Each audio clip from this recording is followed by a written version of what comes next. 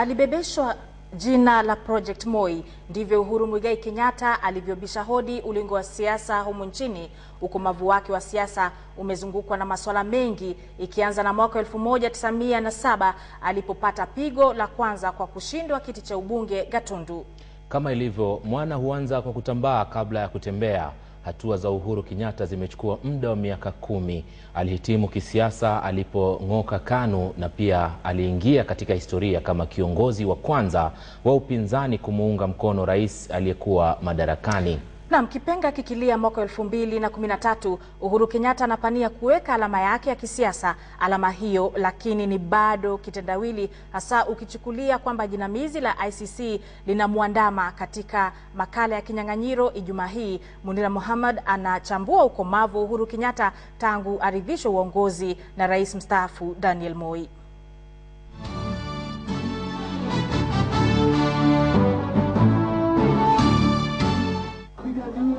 Mwana wa tatu wa rais wa kwanza wa Kenya, Uhuru Muigai Kenyatta, alipewa jina Uhuru na Joseph Murumbi, aliyekuwa makamu wa rais wa pili wa Kenya, kutilia pondo kuachiliwa kwa Kenyatta ambaye wakati huo alikuwa kizuizini.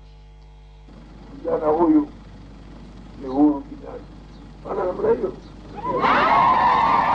Machoni mwa Kenya, lakini ni hapa ndipo Uhuru Muigai Kenyatta alipobisha hodi pale rais mstaafu Daniel Moi alipoamua ndio atakuwa mrithi wake. Uchambuzi wa kisiasa wanasema ndio Uhuru alianza kutambaa kisiasa, ingawa kwa shingo upande. Kile kitu ambacho alikuwa anauza kisiasa ni kwamba yeye alikuwa mtoto wa rais wa kwanza wa Kenya. Ile jina la Kenyatta ndio kila mtu alikuwa anasema kwamba ndio sababu Moi amemweka hapo. Na kwa muda mrefu hakuwa na kitu kingine cha kuuzia wapiga kura. Mwaka wa 1997 ndio inasemekana ulikuwa mwanga wa ukomavu wa mwanasiasa Uhuru. Alikuwa tayari kisha tupiwa jicho na rais mstaafu, na sasa ilikuwa kuanza kumjenga kisiasa. Wanasema mcheza kwao hutunzwa, na wapi kwengine ila Gatundu. Kiti cha ubunge ndio Uhuru alianzia kujinadi kwamba amefika. Lakini alikaribishwa katika siasa kwa kichapo aliposhindwa na Moses Muhia kuwania kiti cha Gatundu, kiti kilichokuwa cha babake. Lakini wakati huo ilikuwa ile unaweza ita kwa kizungu the learning curve. Ni wakati ambao ile baptism by fire kama unapenda. Akaingizwa kwa moto.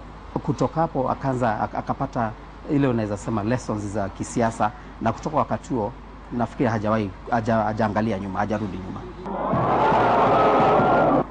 Ujuzi wa mambo wanasema hili kwa Uhuru ilikuwa kama kutoa tongo kwenye jicho, ama ukipenda ilikuwa kumfungua macho. Msukumo wa rais mstaafu Daniel Moi na mamake Mama Ngina Kenyatta unasemekana ndio uliomfikisha Uhuru kujitoma uwanjani 2002. Mwanasiasa wa zamani Makto alipojiuzulu kama mbunge maalum kutenga nafasi, ndio ilikuwa wazi Uhuru alikuwa mrithi wa Moi.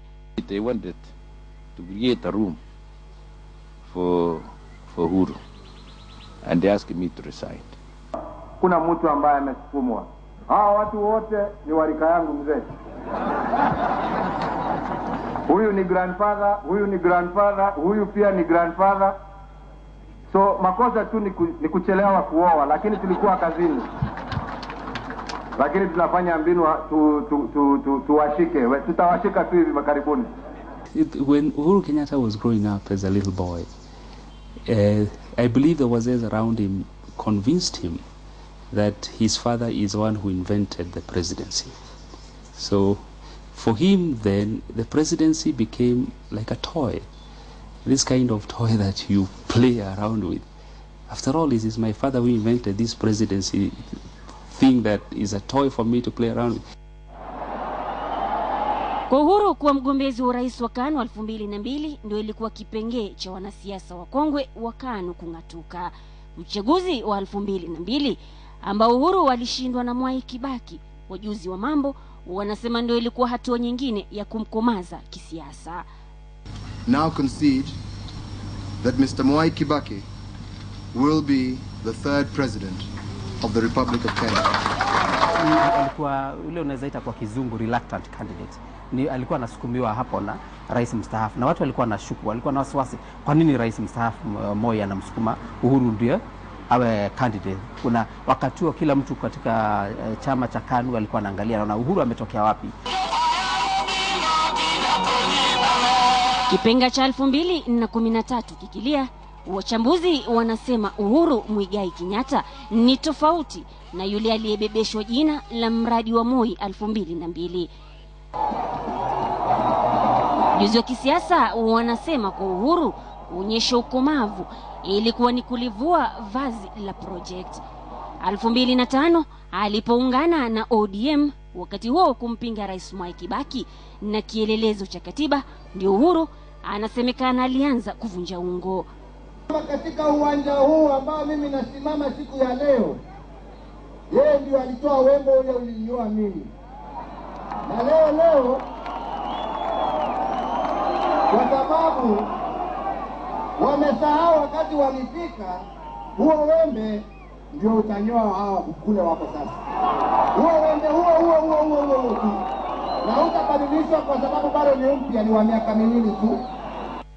2007 alipoingia katika daftari la kihistoria kwa kuwa kiongozi wa kwanza wa upinzani kumuunga mkono rais anayetawala, mbiu ikapigwa. Mwana huyu wa tatu wa Jomo Kenyatta alikuwa amekuwa sogora wa kucheza karata za kisiasa. Mwaka wa 2002 waliingia wakashika mzee Kibaki wakacreate ile wanaita euphoria. Yote yawezekana bila Moi. Mnakumbuka hiyo? Sasa tena tunafukuzwa na wimbo mwingine ya kwamba ODM mapambano yaendelee. Yanaendelea tuende wapi? Pengine alifanya hesabu akaona kwamba anataka kurithi hizi kura za Kibaki, na akaanza sasa kuwa karibu na yeye. Sasa anataka kurithi zile kura za Kibaki. Na umeona sasa mpaka akaendelea akawa deputy prime minister. Ni sawa kwa sababu alifanya hiyo investment hapo.